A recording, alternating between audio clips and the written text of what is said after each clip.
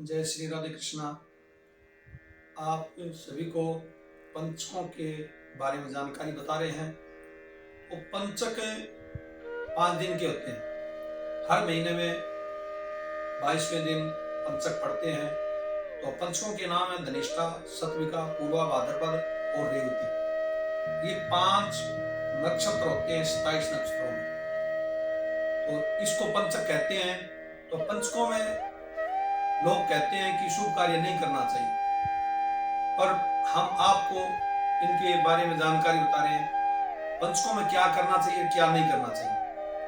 पंचकों में 5 चीज बताई गई है।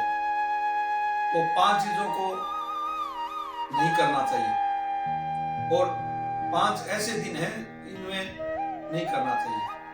पंचक का मतलब क्या हुआ कि धनिष्ठा नक्षत्र, पहले नक्षत्र में क्या होता है, उसमें कुछ कार्य करते हैं तो अग्नि का भय रहता है।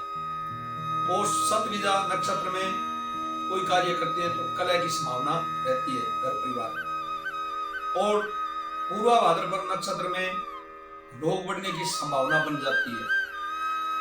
और उत्तरा भाद्रपद में धन के रूप में दंड होता है। और रेवती नक्षत्र में धन आने की संभावना बन जाती है।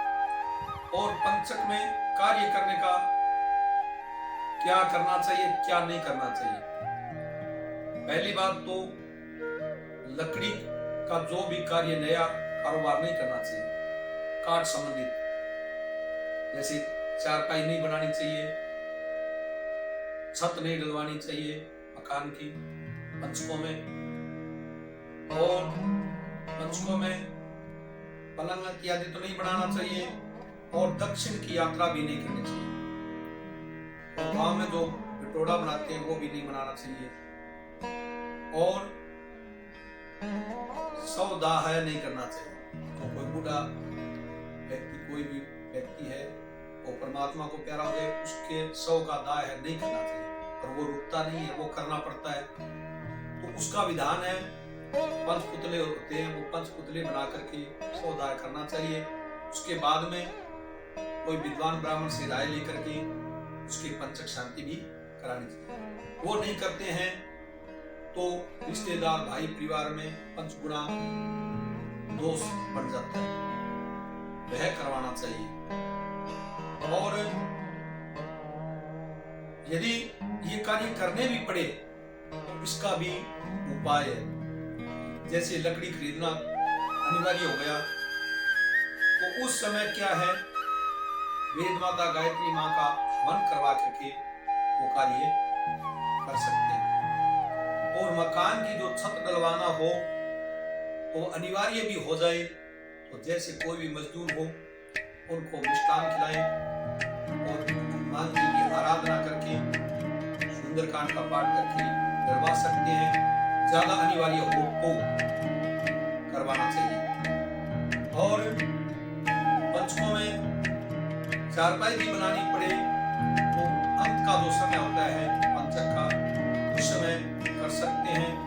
उसमें भी आपको कुछ पूजा पाठ, आराधना करके कर सकते हैं। और दक्षिण यात्रा में जाना भी पड़े तो हनुमान जी के मंदिर में जाकर के कोई फल प्रसाद चढ़ा करके बालाजी महाराज को प्रणाम करके आराधना करके जा सकते हैं।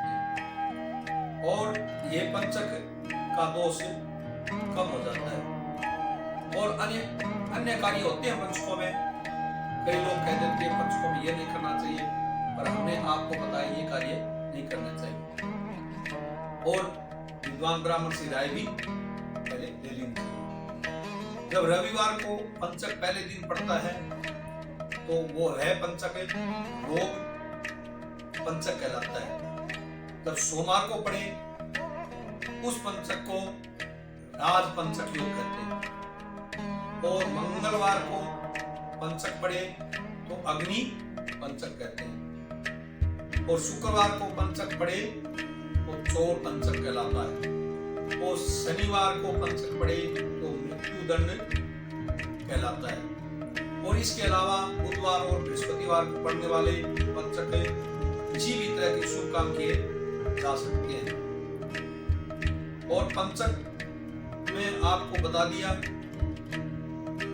अन्य नक्षत्र में किसी भी एक जन्म यानी घर में बच्चा भी जन्मे तो उसमें कोई वैसे दोष नहीं है पंचकों में।